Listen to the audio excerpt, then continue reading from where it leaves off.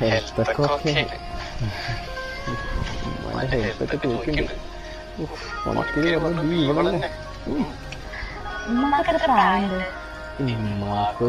50-55 ഉണ്ടാവും.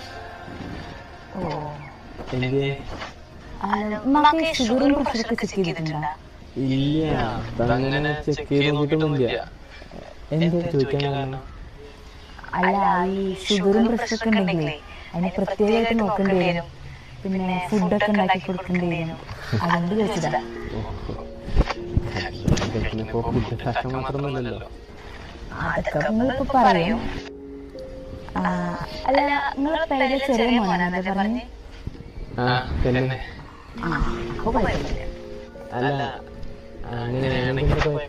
അല്ല, ഈ മൂത്ത മോനാണെങ്കിലേ ഓർക്കാവൂല്ലോ പേരിലെ പ്രാരാബ്ദം പോലും. ഇളയ മോനാകുമ്പോ അങ്ങനത്തെ സീനൊന്നുമില്ല.